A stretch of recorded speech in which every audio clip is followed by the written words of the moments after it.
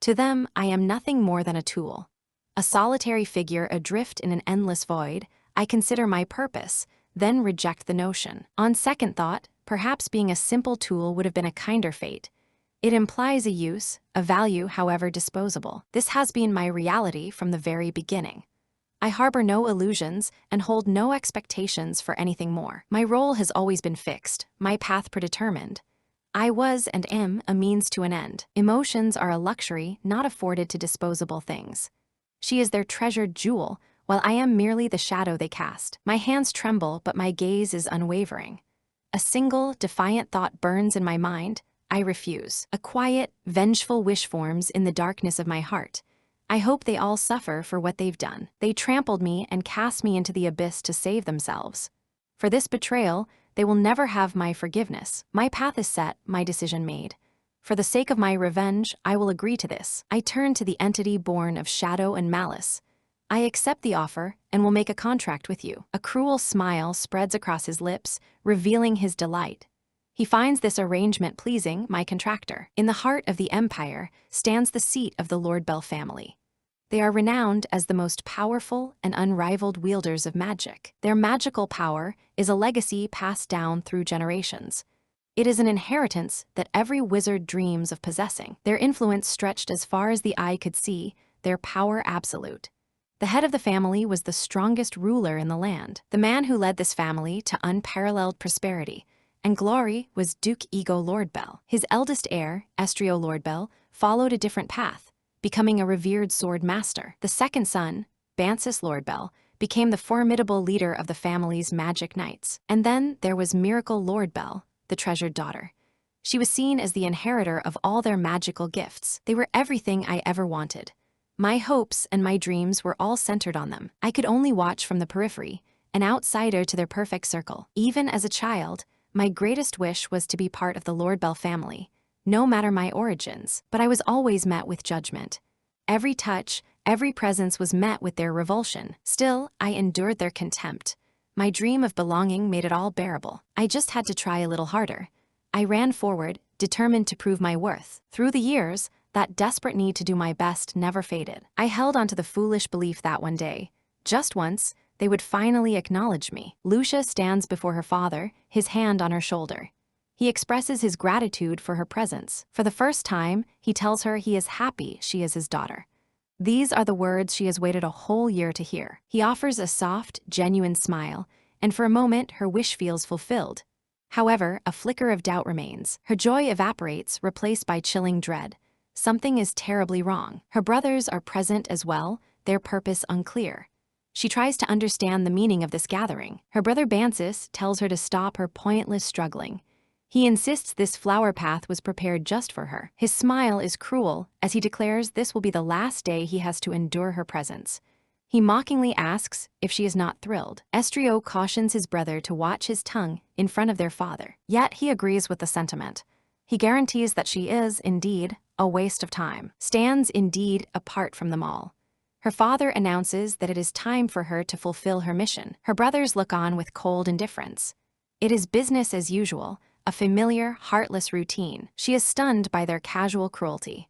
The ease with which they command her to jump and die is unthinkable. Her mission is simple and absolute. She is to be sent to the abyss. It is a place of legend within the family, a secret, endless chasm known only to a select few. Centuries ago, the first Lord Bell saved the world by sealing ancient gods within this abyss, a sacrifice that brought their family unimaginable power. But this great power came with a terrible price, a debt that must be paid once every century. A member of the Lord Bell bloodline must be sacrificed to keep the seal strong and the darkness contained. The truth crashes down upon her. All her efforts, all her hopes, they were utterly pointless. She turns to the man she yearned to call father and asks if this is truly his will. He looks at Lucia with cold calculation. Her soul's sacrifice is a small price for the continued glory of their family. With a chilling smile, he declares that this act will finally prove her life had meaning. A bitter smile touches her lips. If death is so glorious, perhaps her brother or another, more beloved child should have the honor. In a father's perfect daughter, in a father's perfect flash of fury, daughter, he strikes her across the face for daring to speak Miracle's name. He seethes with rage. declaring that a filthy creature like her has no right to utter the name of his true child. He looms over her, his final words a twisted form of pity. He thought he could grant her a merciful end, despite her lowly status. Weak and defeated, she looks up from the floor. She asks the question that has haunted her entire life, "Am I not your daughter too?" Her desperation turns to fury. If he had ever considered her his child, even for a moment, he could never do this. His response is as cold and empty as the hall they stand in. He has never, not once, thought of her as his daughter. She was kept alive for this single purpose. He considers her a disgrace and orders her to give up and accept her fate. In his eyes, her only path to worthiness is through death. Only then can she serve the Lord Bell name. She refuses to accept this end. Even her very life is just another tool to be used and discarded by them. A wave of helplessness washes over her. Without magic, with no way to fight back, escape is impossible. Suddenly, the perfect daughter, Miracle, appears. She sees her father and brothers and moves toward them. Her father intercepts her, his tone protective. He tells Miracle she cannot go out there. Miracle clings to them, not wanting to be left alone. She calls them terrible, but her words are a child's complaint, not a condemnation. Lucia realizes with sinking certainty that even her sister knew. She knows what is about to happen to her. A grim resolve settles over her. This is no time for sentiment or weakness. Their attention is focused on Miracle. This is her only chance. She runs. She has to make it. It's now or never. But her body freezes, ensnared by magic. There is no escape. Miracle, the family's beloved treasure, reveals her true nature. Her smile is pure malice. With a final, taunting farewell, Miracle sends her sister plunging into the darkness. As she falls, a single, desperate thought consumes her. All she ever wanted was to stand with them, to be seen, to be part of their family. That was all she ever asked for. A simple, impossible dream. As she drifts into unconsciousness, a form emerges from the void to catch her. Something has shifted in the abyss. The shadowy being holds her gently, intrigued by his new prize. This is an interesting development. She recalls the moment of betrayal, accepting that this fate was perhaps inevitable. Her life began with nothing. An orphan born in the slums, she never knew her parents. At 9 years old, she was alone, surviving day to day by begging on the merciless streets. One day, a bitter cold descended, and she was certain her short, miserable life was over. Lying in the snow, she prepared for the end. But against all odds, she awoke. She was no longer in the cold, but in the warmth and safety of the Lord Bell family's estate. She had no idea why this man had helped her, and at the time, she didn't care. For the first time, she knew what it was to have a full stomach. She would never be hungry again. Having a roof over her head, a shield from the biting cold, was more than she could have imagined. The simple comfort of a piece of bread felt like an impossible dream. And then came the news that shattered her world. She had a family. In that moment, holding a simple piece of bread, she felt as though she possessed the entire world. But the beautiful dream of an orphan who found her family was destined to become a nightmare. A year after her arrival, her brother Bansis subjected her to a cruel torment, locking her in a room with vipers. She was terrified, pounding on the door and screaming for someone to save her. By the time the door opened, the poison had nearly claimed her. She survived, but lost her sense of taste forever. Later, her father's only admonishment to Bansis was a mild warning about his own safety. In that moment, hearing his concern was only for the son who nearly killed her. She finally understood her place. The truth was a cold, hard stone in her heart. She would never, ever be one of them. Looking back, it was obvious. She should have seen the truth from the very start. So why did she cling to hope for so long? What more could she possibly have done? As she falls, she is caught. The being who saved her senses something unique about her. A spark of malevolent curiosity lights his eyes. This unexpected arrival is far more interesting than any routine sacrifice. She awakens, completely bewildered.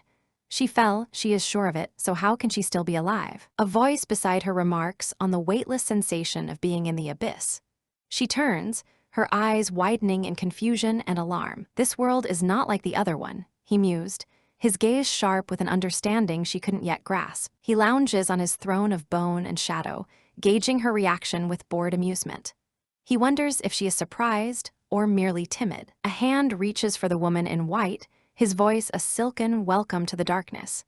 He is glad she came to this place. She clutches her chest, a startling thought taking root.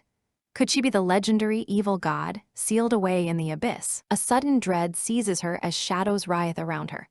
This is no time for daydreams, she must be rational. He leans in, his breath a phantom touch against her skin. He finds her struggle dull and wants to provoke a more interesting reaction. She meets his taunts with a sudden, chilling certainty. His identity, she decides, is irrelevant to her goals. Her resolve hardens as he places a hand on her shoulder. He is not the one who is destroying her life. Her own family is. Her hands tremble as the realization dawns. There is no doubt in her mind who this person truly is. The truth settles in the oppressive darkness. He is the evil god, the one who was sealed away in this very abyss. She can't help but marvel at his appearance. For an evil god, he possessed an unexpected and captivating beauty. Her mind races with suspicion. He is surely toying with her, only to discard and kill her when he grows bored. All she truly desires is a peaceful end. A quiet sleep, free from the torment her life has become, is her only wish. His touch is a cold shock against her tear-stained cheek. He dismisses her turmoil, calling her a weakling for even thinking. His eye glows with an unnatural light as he issues a command. She is to listen only to him, and she is to remember. He reminds her of those who cast her down into this pit. The memory of the Lordspell's scum is a fire he willingly stokes. He lifts her chin, forcing her to meet his gaze. He offers her the ultimate temptation, the power to ruin her enemies herself. The word echoes in her mind. Revenge. She looks away, flustered and afraid, insisting she could never do such a thing. He dismisses her fears with a confident smirk. With his power behind her, there is nothing she cannot do. She looks down, her heart a storm of indecision and fear. He simply asks why she worries, as if the answer were obvious. He paints a vivid picture of her family's betrayal. They toast to their own glory, a celebration built upon her stolen life. The Lordspell family's perfect facade, he explains, was crafted from her pain and sacrifice. She is trapped in a cage of thorns, her suffering the foundation of their power. Their family is nothing but a sandcastle. He acknowledges the hardship she endured to escape death. It's a rare moment of what might pass for understanding. She turns from him, her voice cold and pragmatic. She knows his help will come at a price and demands to know what he wants. He confirms her suspicions without hesitation. This is not charity. It is a deal, a binding contract between them. He reveals his condition. In exchange for his power, she must use hers to free him from this place. His gaze is fixed on a distant light, a deep longing in his eyes. He is weary of this boring, lonely darkness and craves escape. The burden of his freedom now rests upon her. He tells her plainly that she is the only one who can do it. She insists she is worthless. Lacking the family's blessing or any magic of her own, she believes she has no power to offer him. He chuckles at her ignorance. She has no idea of the truth because it was a truth she was never allowed to know. He delivers a staggering revelation. Her magic was stolen from her, and she has been living as a hollow shell ever since. The meaning of his words crashes over her. She had magic. The possibility is so foreign, it feels like a dream. As the image of her family shatters in her mind, he directs her thoughts. She is to focus on a single, powerful emotion. He commands her to unleash her true feelings. It is time to stop suppressing her hatred for the House of Lordspell. A desperate resolve builds within her. She will not simply lie down and accept her fate. She does not want to die. A dark wish blossoms from her despair. More than wanting to live, she wants every single one of them to die. The full weight of their betrayal crushes her. They threw her away to save themselves, and for that, she will never forgive them. Her eyes burn with newfound purpose. Clenching her fists, she accepts his offer and agrees to the contract. His laughter is a wild, terrifying sound that fills the abyss. Her thirst for vengeance pleases him immensely. He seals their pact with a bite, his power flowing into her. He warns her that the path ahead will be filled with blood and screams. He promises her one thing as their contract is forged. In the end, she will be the last one standing. He holds her, sending her back to the world above. His final words echo in the darkness until they meet again. From within a locked tower room, desperate cries for help go unheard.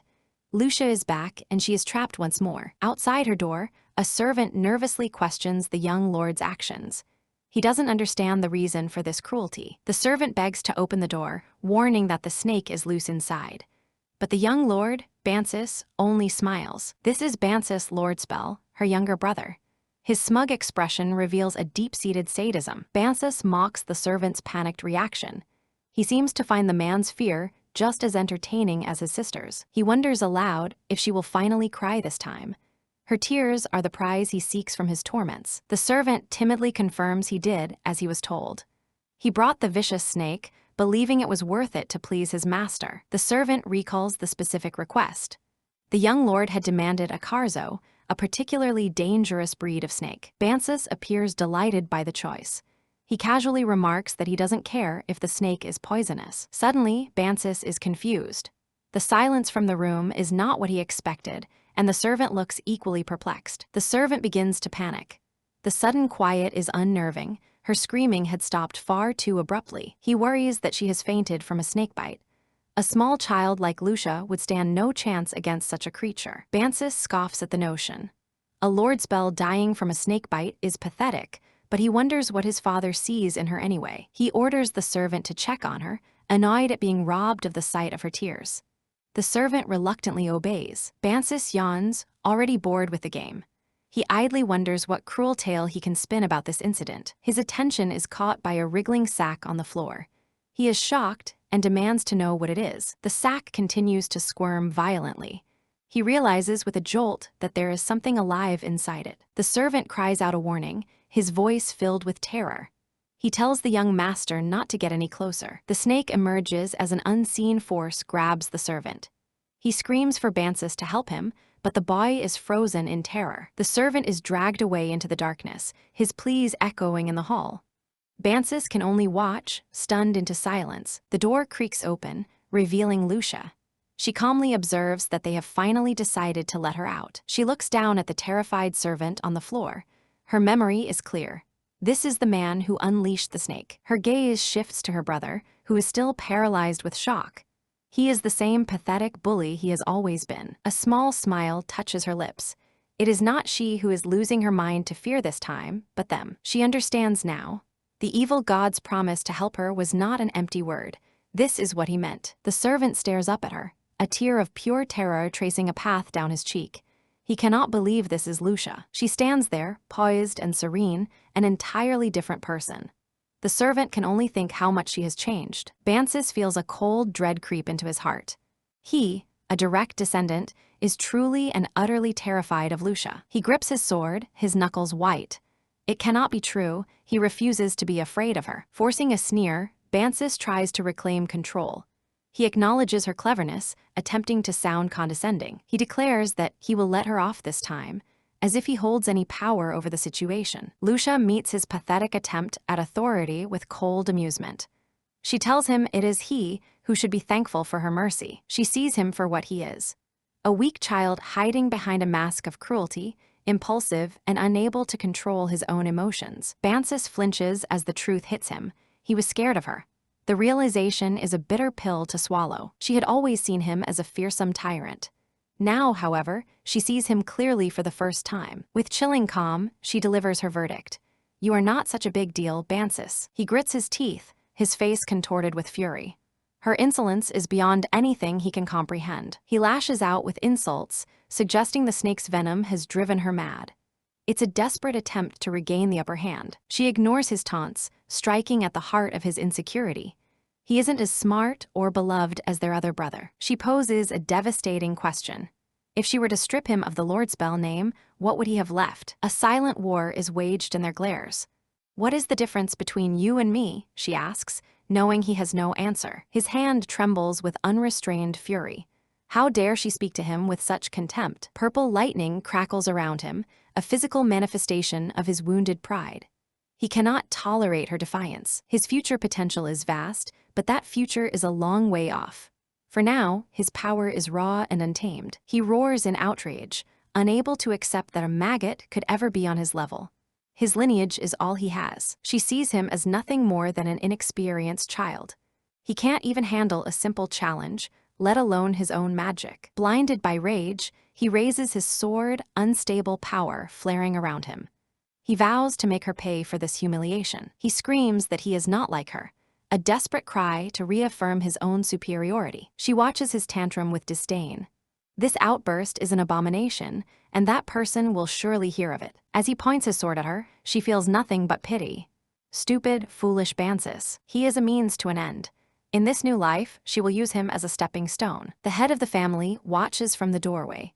He too will become a part of her path to revenge. She turns to face the newcomer, a knowing smile on her lips. She had been expecting him. She is Ligrin Fedrint now, reborn with a new purpose. This is simply who he is, and she will use it to her advantage. A man reflects on the nature of power in their world. Rulers are either born to the apex of society, or they are granted authority by those who already reside there. Ligrin Fedrint, the family's number 2, is one such ruler. A man who operates from the shadows, he is a key player in this game. A man of severe bearing serves as the head butler for the Lord Bell family. He is also the trusted assistant to the head of the house. His position is built on such profound trust that he oversees the education of the family's direct heirs. He is, without a doubt, the head's most confidant man. She reflects on the unexpected arrival of such an important figure. His presence here can only mean one thing. A sly smile spreads across her face as she realizes the butler must have detected her brother's clumsy use of magic earlier. She muses that her past self would have been content with simply seeing her brother in trouble. But things have changed. Such petty satisfactions no longer hold any appeal for her. She decides to intervene directly, offering to explain the situation herself to the head butler. She claims her brother is too distressed by the recent events to speak for himself, using it as a reason to take charge. The head butler questions her sudden authority, wondering if she truly intends to speak for the heir. She confirms her intention with unwavering resolve, deferring to his permission but leaving no room for doubt. From his perspective, the scene is clear. With his authority, there is no way he could misinterpret the power dynamics at play. He had callously ignored a servant bitten by a snake, and now he shows no concern for the child. This can only mean the child holds no value in his eyes. If he truly embodies the Lord Bell family's values, his focus isn't on the well-being of the children, but on something else entirely. His true priority is revealed in the glint of his spectacles, the discipline of the young master, Bansis. As a direct descendant, Bansis's foolish actions must be corrected to uphold the family's standards. This single incident is a symptom of a deeper issue. It's only a matter of time before the formidable Lord Bell family begins to fracture from within. She formally introduces herself, seizing the moment. Her name is Lucia. With a brilliant smile, she requests that the head butler explicitly mention her name in his report to the Duke. He considers her bold request, acknowledging it with a curt affirmation. He will remember this. As he departs, he believes he has done all that was necessary in this situation. She feels a sense of accomplishment. Now that Ligrin, the head butler, knows who she is, her plans can proceed more smoothly. Time is irrelevant.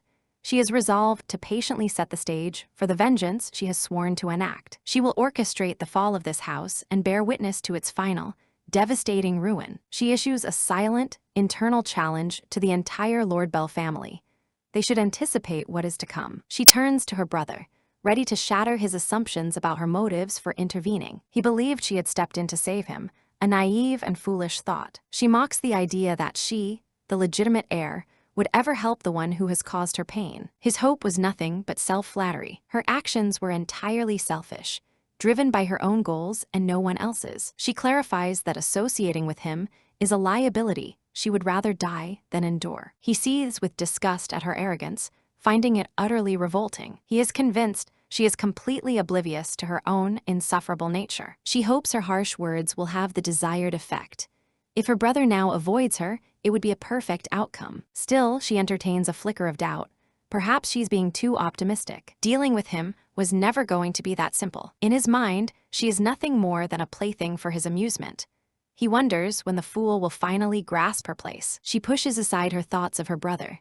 The more pressing matter is the head butler's report. If Ligrin did his duty, a summons from the Duke is inevitable. She reassures herself that her plan from the day before went perfectly. Ligrin should be on his way to the Duke's office, but his presence here is unexpected. Why would the head butler come himself and not send a mere servant? The question nags at her. His personal appearance to summon her feels significant and possibly ominous. He cuts to the chase, demanding to know her motivations for her actions the previous day. He warns her not to use her brother as an excuse, seeing through any potential deception. She realizes this confrontation was unavoidable. He makes it clear that he will not be as lenient as he was before. She recalls her strategy.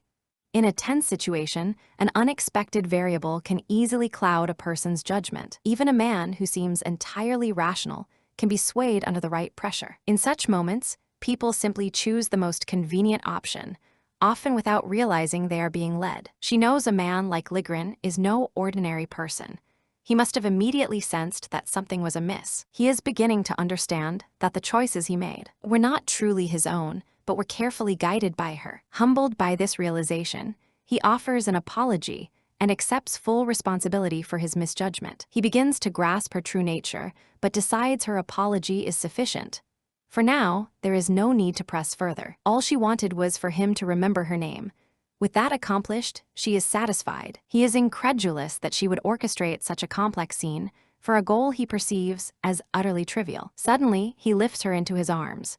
She looks startled as he speaks of the only person he truly answers to, the head of the house. He carries her to a door protected by a powerful seal.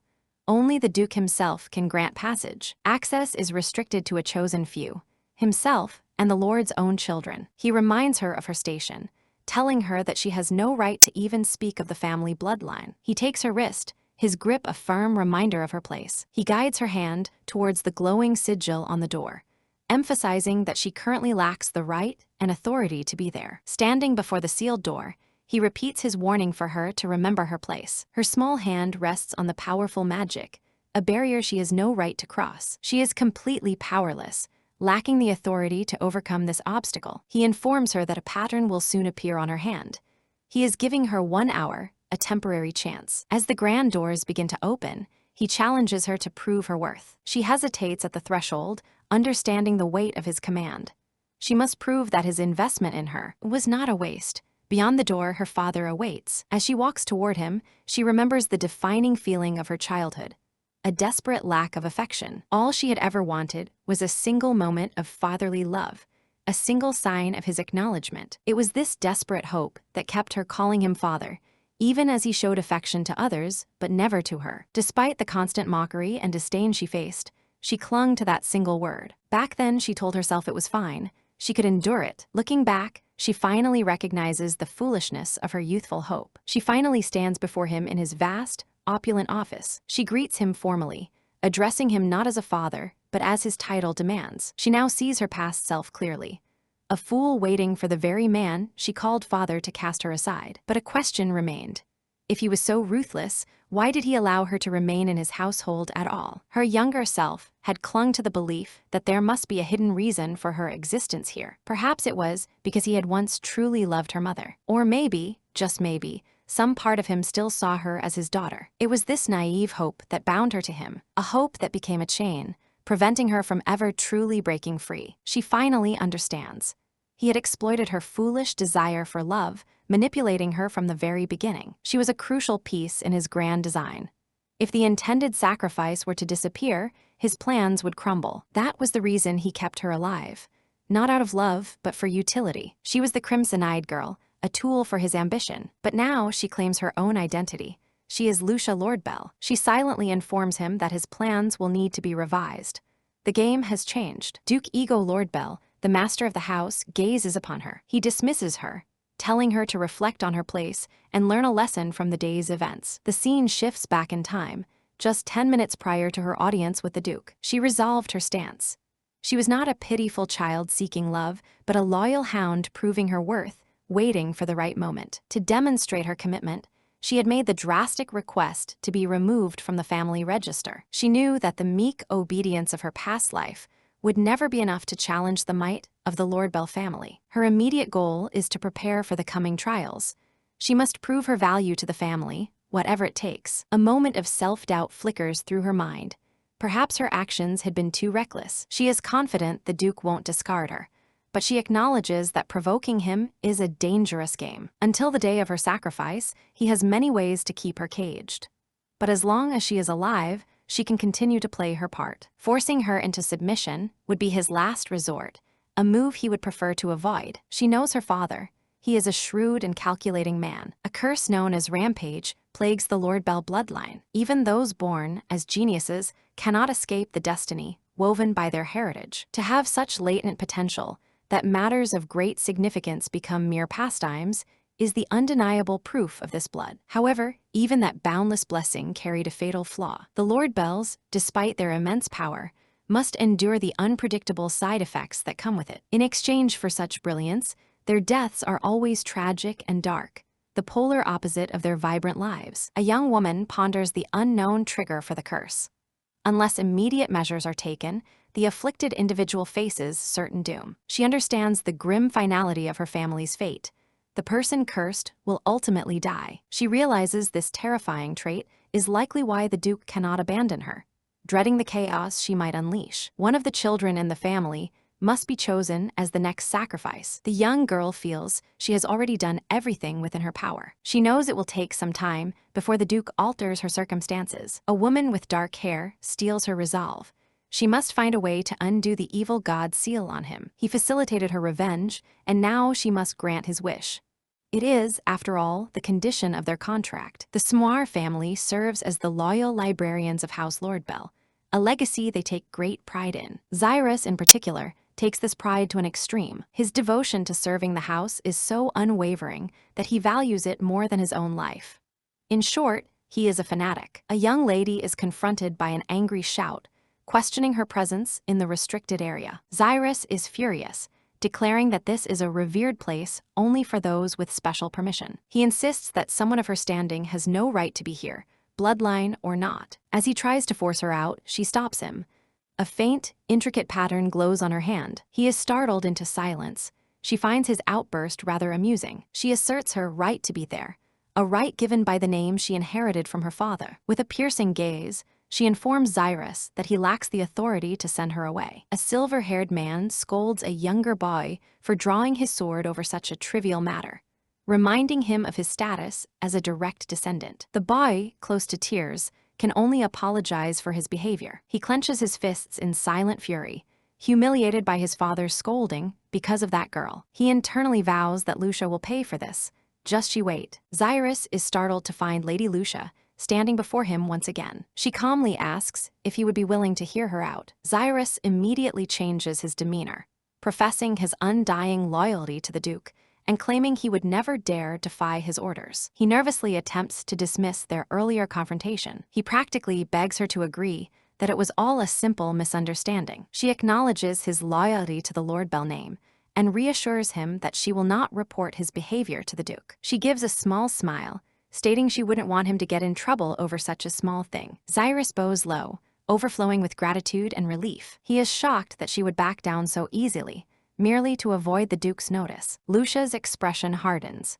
If he plans to use the Lordbell name as a shield, he should at least be aware of the consequences. While he may be timid, he is still a guardian of the family's secrets, a role passed down for generations. She informs the bowing man that she will be visiting often from now on, and she hopes he won't mind. Lucia turns to leave, considering the misunderstanding with the librarian cleared up. As she departs, Xyrus is left stunned by her confirmation that she can now use the library freely. She smirks to herself, wondering what Xyrus will do when he learns the true reason for her visits. A young boy grows irritated, wondering where that infuriating girl has gone. He notes her recent change in behavior.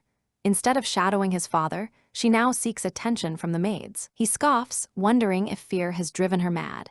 He recalls her strange behavior from the day before. He theorizes that her odd words were just a symptom of her mind, snapping from fear of a snake. His musings are shattered by Sir Ligren's words, which leave him in a state of shock. Xyrus frantically reports to Sir Ligren that the strange child has entered the sacred Lordbell library. He complains that she was defiant, telling him never to speak to her again before she left. Sir Ligren acknowledges the librarian's concern, but decides they will not pursue the matter. He quietly warns Xyrus to be more careful with his choice of words in the future. The Duke has issued a new policy regarding the girl's care, and it takes effect immediately. Xyrus looks confused.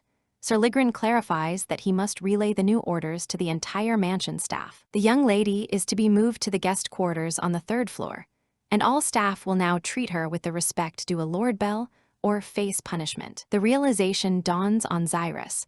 The 3rd floor is for royalty. This confirms the girl is truly the Duke's child. He breaks out in a cold sweat, mortified by how rudely he has treated her this whole time. Sir Ligren watches him, thinking that this conclusion is only logical. Just a few days ago, the girl was treated no better than a maid. Then, everything changed in an instant. He recalls her asking the chief butler for an audience, a stark contrast to her usual timid self. He also remembers her bold claim of being a Lord Belle, which now seems entirely plausible. Perhaps there was truth to her claims from the very beginning. Lucia searches the library in frustration. Among the countless books, she finds no mention of evil gods. She knows she cannot ask the zealous Cyrus for help in the secret endeavor. The risk is too great. If the Duke were to discover her search for a book on sealing an evil god, she might be locked away forever. For now, her search is unnoticed, as Cyrus is too preoccupied to question her motives. Luckily, she has overheard rumors among the staff. The gossip suggests Cyrus hid something important in a special storage room. She finds a door marked "Do Not Open." This could be the breakthrough she needs. If this room is restricted to direct descendants who have passed a test, it might hold the answers she seeks. In her previous life, she never even got the chance to take the eligibility test. She knows that even if she had tried back then, it likely would have cost her her life. This time, however, she will succeed, but she knows it will be a long and difficult path. She examines the fading pattern on her hand, knowing she must study it before it disappears completely. An opportunity to use this power so freely may not come again. Suddenly, a triumphant voice shatters the silence. He has found Lucia. The young boy, Bansis, storms into the room, furious that she thought she could hide from him. He boasts about how easy it was to find her, and chastises her for the trouble she has caused. Her words from yesterday angered him so much that he couldn't even sleep. He leans in with a cruel smile, ready to teach her a lesson for her audacity, reminding her of his superior position. She calls him an idiot and tells him to look up, but he scoffs at her strange command. Puzzled, he glances upwards. He suddenly finds himself on the floor, dazed and groaning, struck by a falling book. It was too sudden to avoid. He lies there in shock, wondering what just happened. He feels no pain, which is strange for a heavy book falling on his head. A faint light seems to emanate from somewhere. His eyes widen in horror. He sees blood. He looks up at Lucia, asking in a choked voice why she did it, his eyes fixed on the blood running down her face. She glares down at him with pure hatred, her face bruised and bleeding. She loathes him. Bansis is utterly bewildered. He only wanted to assert his dominance, so why did she protect him? He remembers her words about his shabby room, finally understanding her kindness. The doctor reports that Lucia's head wound isn't deep. However, her poor physical condition suggests a long period of malnourishment. He instructs the maid to watch Lucia's diet carefully, in addition to administering her medicine. The maid sees the doctor off, thanking him for his help. The maid turns to Lucia, who is still dazed, and begins to explain the current situation. She introduces herself with a kind smile as Marine, Lucia's newly assigned personal maid. Lucia struggles to process the information. A personal maid, and she's staying here from now on. She learns she's in a guest room on the 3rd floor, a fact that leaves her speechless. Marine beams, impressed with Lucia's sharp mind despite her confusion, and confirms it's all true. She explains that the Duke made the announcement to all servants, ordering them to move her and treat her with the utmost care. Marine, the personal maid, presents herself with a demure but confident expression, feeling privileged to have been assigned this role. With an enthusiastic smile, Marine pledges to give her all in her new position, asking for her lady's guidance. The lady is in disbelief. Being assigned to the 3rd floor, a place she never dared dream of, and having a personal maid feels utterly unreal. It seems the news of the disownment shocked even the Duke. She contemplates this with a somber, knowing gaze. A wave of frustration washes over her, as she remembers how that fool Bansi ruined everything yesterday. Lying in bed, she feels a sense of contentment, considering that this new beginning might not be so terrible after all. The sudden concern for her hunger, after a full day without food, catches her completely off guard. Marine happily explains that the head chef prepared a special meal for her recovery, a light dish as per the doctor's orders. She stares in disbelief at the meal. This is what Marine considers a light meal. The thought is bewildering. The sight of the food prompts a memory. Before arriving here, eating was merely an act of survival, a desperate routine. All she had to eat back then was cold, hardened bread with a pitiful amount of soup and mashed potatoes. In those desolate days, she couldn't afford the luxury of caring about how her food tasted. After her sense of taste vanished, eating became a purely functional act, a way to sustain a life devoid of pleasure. Pulled from her dark thoughts, she looks up in confusion as Marine calls to her. Misinterpreting her hesitation as a sign of lingering illness, Marine offers a cup with a knowing smile. Flustered, she quickly denies Marine's assumption, insisting she was simply lost in her thoughts for a moment. The maid, though a novice, is not clueless to her lady's state and decides to take matters into her own hands, offering a spoonful of food. Startled by the gesture, she protests, insisting she is perfectly capable of feeding herself. As she eats, a simple fact washes over her with profound impact. The food is warm, not dry and hard like she's used to. And then comes the greater shock, a sensation she thought was lost forever. She can taste it. A moment of clarity passes, and her maid's voice breaks the silence, inquiring if the meal was to her liking. Looking down, almost shyly, she admits that it was delicious. The maid watches her, taking in the quiet confession. Delighted by the response, Maureen beams, knowing the chef will be overjoyed to see that the plate has been wiped clean. Maureen then excuses herself to fetch some herbal medicine, urging her lady to rest for a while. Overwhelmed with emotion, she covers her face. She couldn't put the spoon down, despite having been unable to eat since her return to the past. Tears of joy well in her eyes. It was, without a doubt, the most delicious thing she had ever eaten in her life. It wasn't just the food.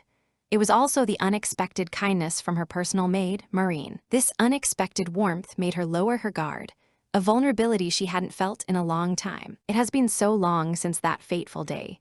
This is the first time anyone has shown her such warmth. She remembers him, the only person who was ever on her side in this cold, desolate estate. He was the one person she desperately longed to see again, a beacon in her bleak existence. It was his warmth that gave her the strength to endure everything that came before. Now, with this second chance, she is determined to be the one who gives him strength in return. It has been a long time. She gazes around the vast hall, certain he must be here somewhere. She seeks the one known as Enrixis, the revenant who would appear 5 years from now. This is the training ground of the first armament of Lord Bell, the most formidable order of magic knights on the entire continent. Only the most skilled and powerful magic knights are chosen to gather in this prestigious place. This training ground is a special place, exclusively used by the First Order. Standing before the grand entrance, she feels how absurd it is for a mere child to set foot in such a hallowed place. Yet, she has never had an issue entering. She wonders just how many times she has visited this place. She has certainly visited more often than she should have, witnessing these intense training sessions. The fierce clash of blades proves their reputation. The knights of the first armament are indeed incredibly talented. Here, they learn the unique magic of Lord Bell through an oath ceremony, a technique that allows them to channel magic into their weapons. She recalls his power. Even if he is the only member of his unit, his strength rivals that of other division commanders. Looking back, she realizes again just how truly incredible he is. A memory flashes through her mind.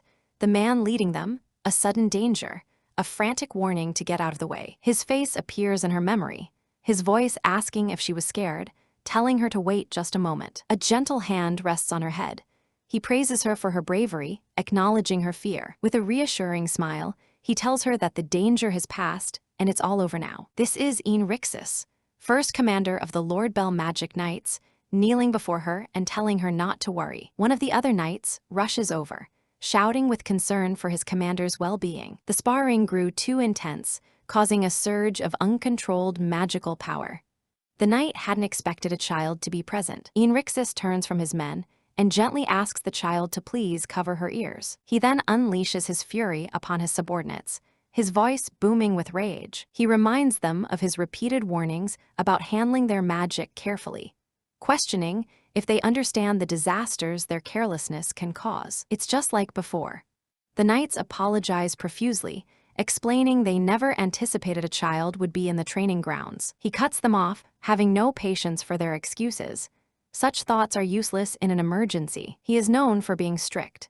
Their duty is to fight demons, a task where a single moment of distraction can lead to death. He reminds them that he chose each of them personally, that they are the proud members he has watched over for a long time. He warns them not to take today's incident lightly, and they bow their heads in understanding. Beneath the harsh exterior lies a man with a fundamentally gentle heart. His anger subsiding, Enrixis finally turns his attention back to the child, asking how she found her way here. He sighs in frustration, exasperated by the negligence of parents who would allow a child to roam in such a hazardous area. A small, secret smile plays on her lips.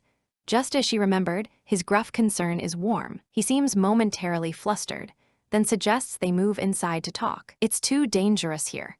He offers his hand, proposing they wait in the waiting room until her parents can be found. Once inside his office, he assures her that the guards have been notified and are searching for her parents. He apologizes, wishing he could offer her something better, but explaining that a cup of green tea is all he has. He adds with an awkward laugh that this room is normally occupied by sweaty soldiers, not young ladies. She reassures him that it's fine. She used to drink this kind of tea quite often. He seems surprised, and perhaps a bit pleased, that she is already familiar with the taste of green tea. He laughs lightly, aware that it's improper to keep a young lady waiting in his quarters. He knows she must feel out of place, but he encourages her to relax while she is here. He states with confidence that there is no safer place in the world than the Lord Bell estate. He adds with a confident smirk that while his appearance might not be convincing, he is, in fact, incredibly strong. Every kind word he speaks resonates with a warmth that brings tears to her eyes. She sees her reflection, a stark contrast to him. His innate kindness is something she feels she can never possess. A flicker of realization crosses the commander's face. He identifies himself as Enrixis, first commander of the Knights. His tone shifts as he looks at her directly across the vast table. He knows that she already knows who he is. His gaze is sharp and discerning. He is the first Knight Commander, Enrixis. The statement hangs in the air between them.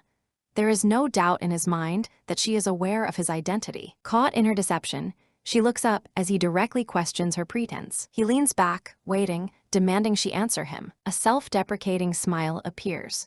He muses that he thought his own act was convincing and wonders if it was truly that obvious. He concedes her point. Of course she knows him. His identity is common knowledge within the Lord Bell estate. He clarifies that despite the pretense, his intention was never to deceive her. It was something else entirely, a reaction born from a sudden, powerful emotion. He confesses that he became angry, not at her, but at the cruelty and irresponsibility of the Lord Bell family. He sees her not as a member of that family, but simply as a child in desperate need of protection. Her story had always weighed on his mind, and seeing her almost caught in that accident today stirred something within him. The incident prompted him to entertain what he considers a presumptuous idea. He thought that by feigning ignorance, he could offer her a brief sanctuary, a moment of peace. Even so, he acknowledges that his method was wrong.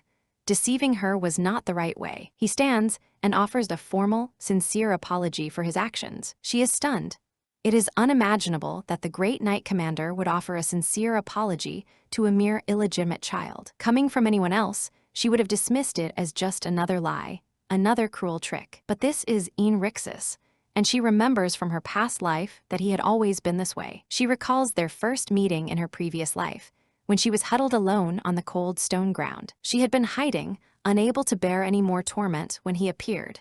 He had no reason to get involved, yet he sought her out. Without a single question, he simply knelt and spoke to her in a quiet, comforting voice. A kind voice offered a safe haven to her, a place to go when there was nowhere else. She remembers his promise to always be waiting, a promise she didn't believe at first, but his words echoed in her mind during difficult times, giving her the courage to finally return to him. He welcomed her with a gentle touch, expressing his genuine happiness that she was finally there. A formal apology is presented and accepted, shifting the balance of their conversation. He is taken aback by her ready acceptance, questioning if she is truly sincere. Her acceptance comes with a condition.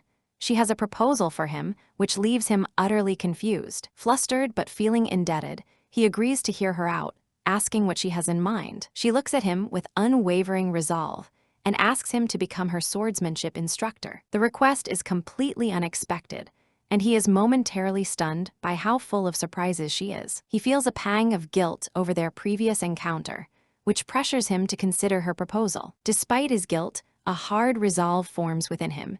He simply cannot agree to her request. He explains that as a rule, he doesn't accept disciples, and his current position makes it impossible. He turns away, dismissing her request as if it was never made, hoping to end the matter there. Lucia understands his firm refusal, recognizing it as a politically wise, if personally difficult, decision. She reflects on his character, knowing that simply caring for a neglected child would be no issue for him. But for her to become the personal student of the Knight Commander is an entirely different political minefield. The consequences would be catastrophic if his student had Lord Bell blood, escalating a tense situation. It would throw him directly into the middle of the family's brutal succession dispute. Ian wistfully considers that, as a common knight, he would have gladly taught her, wearing any backlash as a badge of honor. But as the first knight commander, the act of taking a student carries immense political weight. The fallout from such an alliance would inevitably crush the weakest caught in the crossfire. He has seen the depths of human ambition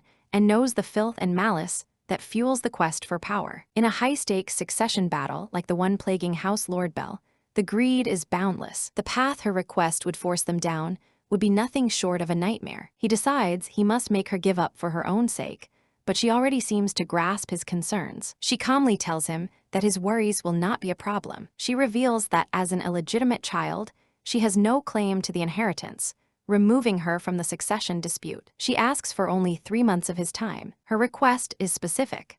She only needs his training until the qualification exam in 3 months. Acknowledging his duties, she promises to train on her own to build stamina if he can spare just a little time. Ian is exasperated by her persistence, reminding her of his refusal and questioning her reasoning. Lucia plays her final card, promising to find Kayla's medical book to cure his ailing daughter. The offer silences him completely. She has targeted his deepest and most desperate secret. His mind races, thinking of the legendary medical book written by the divine healer, Isla. It was a fabled tome, rumored to perform medical miracles, though its existence was unconfirmed. Ian had always believed the book was hidden in the Lord Bell archives, the very reason he joined their knights to save his daughter. To protect his daughter from the dangers inherent in his quest, he had gone to extreme lengths to keep her existence an absolute secret. He stares at the woman before him with cold suspicion, demanding to know who she truly is. His suspicion quickly curdles into rage as he accuses her of being a pawn, using his daughter in a cruel scheme. His eyes flash with fury as he demands she tell him the truth. He warns her to speak before he does something he will regret, his voice laced with menace. His anger finally erupts, his fist slamming down on the table as he screams for answers. Lucia observes his outburst, understanding his reaction, but knowing he cannot afford such weakness. She mentally implores him to remember everything he has fought and endured for. She silently berates him, asking if he will throw away all his hard work over this. She projects her thoughts to him, urging him to focus on one single, critical fact. She is the one who can help him. The message cuts through his anger, leaving him bewildered, and by helping him, she can ensure his daughter is saved. She explains that even his high rank as commander would never have granted him access to the restricted archives. That section of the library is sealed, accessible only to those of direct Lord Bell lineage. She swears on the very name of Lord Bell to prove her claim, her eyes blazing with conviction. He is torn and troubled, while she admits she is the only one who knows his secret, but promises she has no ill intent. She bows her head low, pleading with him to accept her help. It is the only thing she asks of him. A past memory surfaces of him helping her, and now she wishes to return the favor. He is brought back to a fateful crossroads from his past. He recalls his decision to sacrifice himself to protect his knights and the citizens. He stood alone against an overwhelming enemy, buying precious time for others to escape. His dying thoughts were of love for his precious daughter, Cherish. In the end, he could not save himself. His life faded, the final cost of his heroic sacrifice. While he received a grand memorial, his daughter was left abandoned and without explanation. It was an unavoidable tragedy, a series of misfortunes that no single person could be blamed for. His final order for his knights to return home was never fulfilled. They were too paralyzed by grief to obey, needing a moment to mourn their commander. During that critical delay, an accident befell his daughter's caretaker, sealing the child's tragic fate. Lucia's resolve hardens. It should not have ended like that. She burns with indignation, questioning why a man who gave up everything had to suffer such a cruel fate. Why did a story of sacrifice have to end in such a terrible, senseless tragedy? She closes her eyes, a vow forming in her heart. She will stop this from happening again. She will become his hope. In the present, Ian is completely baffled. The woman's knowledge is impossible. No one should know about his daughter. There is no conceivable way. Even if they knew of her, they could not have connected her to his search for Isla's book. He never spoke of it to anyone. He stares at Lucia, his mind reeling with questions. The situation is throwing his carefully controlled world into chaos. He then notices the profound sadness in her eyes. He sees a girl who looks fragile enough to break, weighed down by a sorrow he cannot fathom. His mind is a battlefield of doubt and duty. He should interrogate her, distrust her. But against his better judgment, a feeling of sympathy stirs. Perhaps he is growing soft. He fixes her with a serious gaze, asking if she is prepared to stand by her bold claim. He challenges her directly about her promise to deliver Isla's medical book, and she confirms it without hesitation. He rests his hand on his sword, issuing an ultimatum. What happens if she fails the lineage test? She dismisses his concern with unshakable confidence. She beams, revealing that her mentor was none other than Sir Ian Rixus himself. He remembers telling a young Lucia that he was counting on her. Returning to the negotiation, Ian decides they must first settle the issues between them. He proposes they clear the air before proceeding with their arrangement. Lucia agrees not to question him further about how he discovered her secret. She accepts the fault as her own, as everyone has things they wish to keep hidden. He gives her a nod of commendation, acknowledging the impressive effort she put into her plan. Lucia knows that if he truly wanted to pressure her, he wouldn't have gone to such lengths. Ian lightens the mood, teasingly reminding her of her claim to be good at drinking tea. She stammers, flustered and embarrassed by his sudden change in demeanor. He smiles warmly, amused by her childish reaction, just as he had expected. He concludes that no matter how capable she seems, she is still just a child to him. He leads her to the training hall, announcing that this is where her education will begin. She will learn not only swordsmanship, but everything necessary to pass her upcoming trial. A trial of direct lineage looms, a daunting maze designed to test the worthy. It serves as an assessment of potential for the family's heirs, and overcoming it requires certain skills. Great physical strength and extensive knowledge are the keys to succeeding in this demanding ordeal. The commander believes the young lady's intelligence will make the academic aspects no trouble for her. However, he worries about the real issue, which is her physical stamina. She understands that stamina is difficult to build in a short time, accepting the difficult truth. He bluntly states that she will likely struggle in this area, gauging her reaction. Confused at first, she then admits her lack of swordsmanship training and poor stamina. With clenched fists and burning resolve, she declares she will simply practice more than anyone else. She explains that since no one at Lord Bell pays her any mind, she has an abundance of time. Looking him in the eye, she vows to practice hard every single day to guarantee her improvement. She asks for his patience, knowing the path ahead will be tough for them both. Her sincere plea visibly moves the commander, touching something deep within him. He grabs her shoulders in surprise, questioning why she would speak of progress and patience in such a way. Flustered, he clarifies that he was simply discussing the challenges they face together. One must know their own weaknesses, he explains, in order to prepare for what is to come. He reminds her of his vast experience training nights, assuring her he has a plan. He teases her, asking if she truly believes he would struggle with such a minor issue, and she pouts. She confesses her true concern, feeling guilty for taking up his precious time. He concedes that time is indeed one of the critical problems they must address. He lifts her into his arms, suddenly proposing that she become his official disciple. This would not be the temporary contract she suggested, but something far more significant. It would be a formal master-disciple relationship, officially sanctioned by the Duke himself. She is stunned. He explains this arrangement would legitimize her training time, but she worries it would cause him trouble. There is another, more important reason for his proposal, one he has yet to reveal. He acknowledges the long journey she has already undertaken to reach this point, just as a guest arrives. Head Steward Ligren appears, his expression stern and disapproving. He offers a curt apology for the rudeness of his unannounced visit. The commander feigns being hurt by such formal words, putting on a welcoming smile. He suggests they find a less dusty place to talk, attempting to steer the conversation elsewhere. The head steward sharply declines, intent on settling matters then and there. He states his purpose is merely to sort out a few things today, his gaze fixed on the young lady. He turns his attention to her, his tone ominous, and she flinches in surprise. He accuses her of reckless behavior which has led to unfortunate consequences. She is shocked. He lists her supposed transgressions: a maid deemed irresponsible and a deputy's day wasted on trivialities. Most importantly, he claims, she is wasting the commander's invaluable time. He questions whether she, a mere young lady, truly has the right to cause such disruptions. He delivers a cold lecture, asserting that not all time holds the same value. He orders her to cease her troublemaking and return to her proper place. As time ticks by, she instinctively clutches the commander's coat for support. The steward begins to apologize to the commander for the situation, but is cut off. The commander intervenes sharply, declaring that the head steward has said more than enough. His expression darkens with anger as he states the problem isn't the young lady, but someone else entirely. He challenges the steward, implying he already knows who is truly to blame. He points out that the Lord Bell family has ignored the young lady from the very beginning. This neglect has trickled down to the servants, who behave in the same dismissive way. She was only acting as she always has, he argues,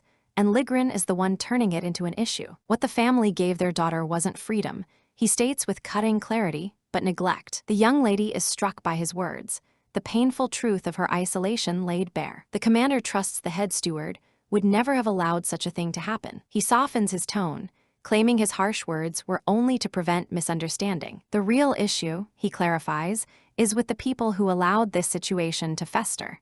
The deputy looks relieved. The head steward turns away, clenching his fist as he apologizes for upsetting him. The commander then turns to the young lady, gently explaining the steward only came because he was worried. He winks, reminding her that the only reason she could roam freely was because the mansion was safe. The young lady bows her head in apology to the steward, promising to be more careful. The commander also apologizes with a smile, accepting responsibility for the trouble. He assures the steward that the young lady is a delight, not a burden at all. The head steward, understanding the commander's message, takes his leave. As he departs, he silently hopes the commander's intentions are truly for Lord Bell's benefit. The young lady offers a polite farewell, promising to inform her maid of the resolution. The steward stops, telling her he won't pry into her thoughts. He warns her, however, that pushing any further would be going too far. He advises her to be content with what she's gained, lest greed cause her to lose it all. Take this to heart, he commands with a final, steely glance. He leaves her with the parting sentiment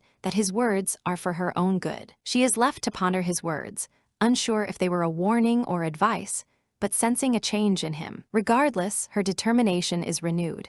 She cannot and will not stop here. Clenching her fist, she feels her plan is succeeding, even seeing the disciple offer as a stroke of luck. But she knows becoming his official disciple will be a challenge in itself. Ahead lies the greatest obstacle of the Lord Bell estate. Ian Rixus, commander of the Lord Bell Magic Knights, prepares to face that obstacle. He stands before the Duke of Lord Bell, offering a formal greeting. The Duke acknowledges him, referencing his report about a potential direct disciple. Rixus sits and confirms his intention, his posture rigid with purpose. The Duke finds it unexpected, remarking on Rixus's previous disinterest. Rixus admits he only recently reconsidered. He clenches his hands, remembering the moment he met her, the moment that changed his mind. He begins to state his case, acknowledging her lack of exceptional physical talent, but he emphasizes her far more valuable traits: her strong character, unwavering will, and deep insight. He asks rhetorically how he could ever pass up the chance to mentor someone of such quality. He declares his firm belief that she is destined for greatness. With conviction, he formally asks for permission to take the young lady as his disciple. The Duke pauses, his expression unreadable as he sets down his cup. This was not what he anticipated. He muses that she never showed interest in swordsmanship, his composure slightly shaken. He can't believe the person being discussed is his own daughter. Rixus realizes the Duke's shock is profound. She was never even a consideration for him. A cold memory surfaces. The Duke's belief that those who fail to meet his standards are worthless. He flashes back to his own desperate plea, on his knees with spears at his throat, begging for a chance. He had presented himself, Ian Rixus, willing to do anything to become a knight. The Duke had looked down on him as if he were an object, demanding he be removed from sight. He had been treated like garbage, a humiliation that fueled his relentless ambition. The memory of that day drove him to become the man he is now. So he is stunned when he anticipates an easy approval from the Duke. He had been ready to risk his entire career, but the Duke's simple assent catches him off guard. The Duke rises and agrees to trust his commander's judgment. Rixus is speechless. The Duke reasons that for a man who has never asked for anything, this request must be born of absolute certainty. He gives his order, "Teach her well."